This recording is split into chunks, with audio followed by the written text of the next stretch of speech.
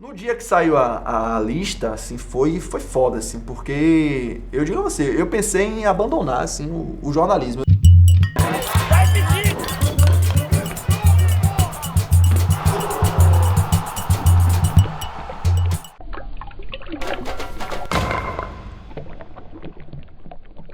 Bruno Queiroz, Ah, você foi um dos radialistas que em 2013 teve o seu nome divulgado numa lista em que o Bahia expôs aos sócios do clube sim. de profissionais da imprensa que recebiam algum tipo de recurso da antiga gestão para viagem, enfim, Sim. do clube. Foi considerado ou chamada popularmente de lista do Jabá.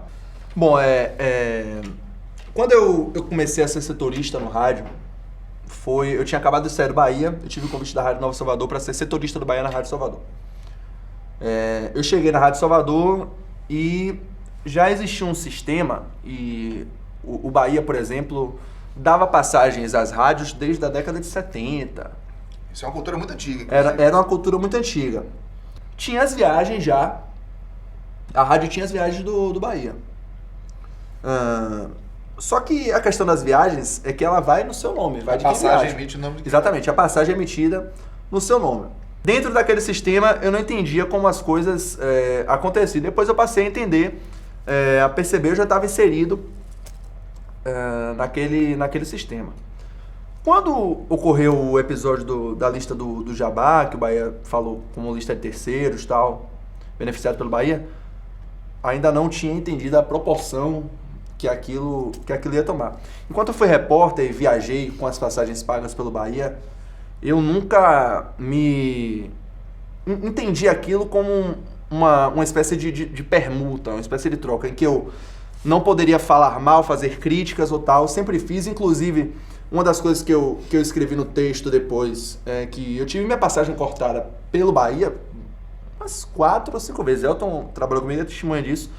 4 ou 5 vezes minha passagem cortada pelo Bahia, porque eu critiquei marketing, porque eu critiquei não sei quem, porque eu não entendi aquilo. Assim, pra mim era um problema da empresa que eu trabalhava, e não meu. No dia que saiu a lista, assim, foi foda, assim, porque eu digo a você, eu pensei em abandonar, assim, o jornalismo. Eu não me via mais trabalhando com esporte, porque eu pensava assim que era o meu nome, a forma como foi publicado. Eu lembro que meu nome, por ser Bruno, né, era um dos primeiros, e acaba marcando, né? acaba marcando. A forma como foi publicada tinha assim, a quantidade de passagens, eu acho que tinha feito para Jogos do Bahia, e um valor referente, não sei quantos mil.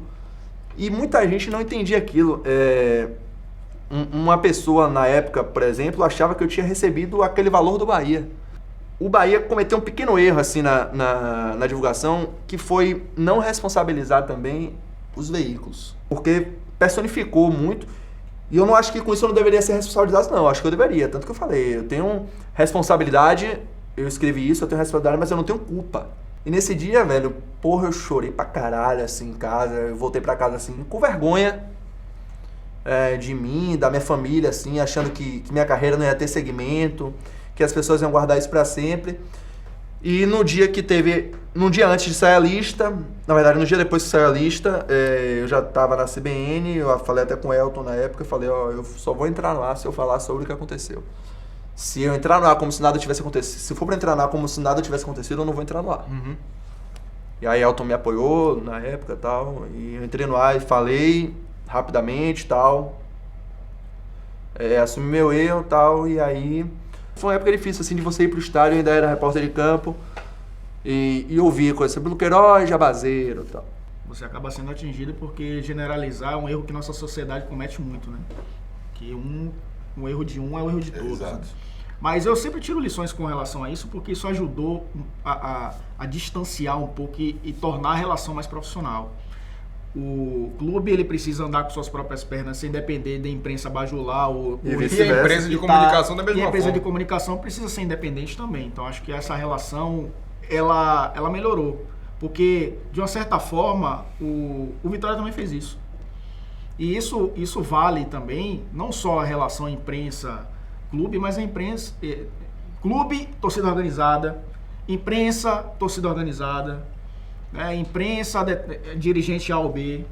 Então acho que essa relação, quando você distancia, você torna aquilo mais independente E benéfico para a benéfico pra comunicação todo como um mundo. todo. Sim, sem dúvida. Então você acaba, inclusive, abrindo portas para outras pessoas entrarem, porque teve muito jornalista que disse, eu não vou entrar nessa área esportiva não, como o negócio funciona. Então você não reoxigena a profissão, né? Não reoxigena a nossa área. Então acho que tem que tirar a lição boa disso também, né?